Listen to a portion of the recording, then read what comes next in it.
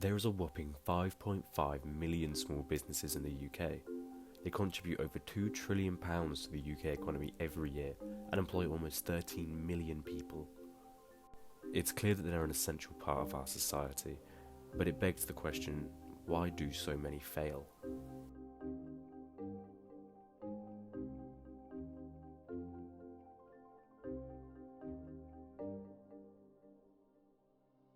I've always wanted to run my own business and be my own boss and do something that I'm passionate about. I love to sew, and I've always wanted to inspire slow sewing and conscious sewing and raise awareness around sustainable sewing. I'm building a business in which people and planet come first, not profit, and I'm hoping to change the narrative in the fact that the business is built on sustainable structure, and I'm hoping that my fabric shop will have the potential with growth to show that. I've got quite a varied background. I've worked for some large corporate companies throughout the UK. Mostly I did 15-20 years in recruitment. I worked in Formula One, and I've worked in the IT industry, in IT space. I always had an interest in design, clothing, but mostly product design, furniture, etc. And I really had a little side hustle because obviously times are quite hard, with some extra money coming in, but also doing something that I was really passionate about. COVID forced my hand, and I had to think outside the box. I lost my job. I went working part-time doing delivery driving like everybody else for Sainsbury's and supermarkets, and it just gave me the opportunity to really think about what I wanted to do in life. I turned 50 last year, and one of my dreams, and you've got very limited time on this planet, I decided, I'm going to open up Fish for Junk, mid-century specialist in my hometown of Bournemouth. I was looking at this space for a while, so it's next to the Yoga and Sembo. So it's been empty for like almost 15 years. So I was just trying to figure out what could go here, because it's been empty so long, the rent's quite cheap. So I just looked at it, it's quite big. I thought a bar would work because it's opposite Mary Shelley. But then it's so big, it couldn't just be a bar. So then I thought, make it, like put a couple restaurants inside. And then it became 3 restaurants, a bar and a vintage clothing shop. In 2018, the pre-pandemic failure rate of startup businesses was 20%, a figure already concerning enough absolutely dwarfed by what it is now at almost 50%, most of which failing within the first year. We don't have the money or the structure in place to be able to just pump out orders all the time. It takes a lot of money to be able to build a structure within a business, to be able to have a whole entire network where you're getting next day delivery just like that at a click of a button. And I think people have kind of got used to this click of the button, this convenience, so much so that they're expecting it from everyone. Yeah, I think we're very at risk at the moment, especially the recession and all. I mean, restaurants themselves are there's like 80 or 90% of them closing in the first 5 years.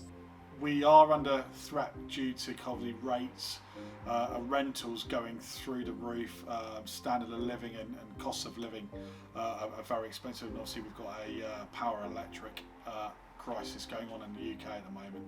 So I started my business in October 2022, which was post-pandemic, but October was when the living cost crisis literally was like in its rawest form, and I was just about to launch a business. And I'm fully self-funded, so everything I've put into it is from my own financial means, and I didn't actually have as much as I wanted to put in October because of the living cost crisis. So it affected me as well as other people, but everyone just tightened their purses, and what was meant to be an incredible massive launch, I had to adapt and change, which is exactly what a business owner has to do anyway, so it's part of the job. The electricity is kind of gone off the scale. It would, for a bar, it would only cost maybe £100 a month for the electricity, and it's costing like £400 or £500 just for the bar, which is just a few fridges, some lights, nothing crazy. But then if you're running a restaurant, like you have fryers, you have ovens, like I've heard of a bar, like a reasonably sized bar at Bournemouth, having to pay £12,000 just for 1 month of electricity. And it's not even, they're not selling food as their main thing, but it's insane. My business is not just to make money. It is, if anything, sustainability is the first thing. I would rather sacrifice the money, the profit, in order to build a sustainable business, in which I'm doing. Every single area of my operations is sustainable. It's just taking a little bit longer because I'm creating a business within a capitalism society where business is all about profit. So it is taking me a little bit longer. The products that we sell here at Fish for Junk are very niche and they're not something you can just get off the shelf and click and just buy and get delivered. They're all one-off pieces or unusual vintage antique collections. So you could come in here this week and find something. Next week it could be totally different again. I never know what stock I'm going to get in. I had a couple come in a couple of months ago, and the lady really wanted this piece of furniture, and the guy was more interested in buying something from Next, made out of chipboard and MDF. Rubbish quality, not going to be around for the next 20-30 years like my item from the 50s and 60s. It's really important to, it's not only the design but it's also the way they're made, and obviously stop stuff going in landfill. Large companies such as Amazon made over 500 billion in profits last year. That's a quarter of what all UK small and medium-sized enterprises made from just one company. I see Amazon's vision and I see how it is an incredible company in the way that it has brought resources to customers quicker, which is fantastic. However, it was again built on unsustainable methods and it's built on exploitation, which is something that we should all be working towards fighting off. And being the fact that I think it's like 99.9% of UK businesses are small and medium and don't have this structure, I think it's building expectations from people too high, and it's destroying it because then people treat us like we're a large corporation, and it doesn't work like that.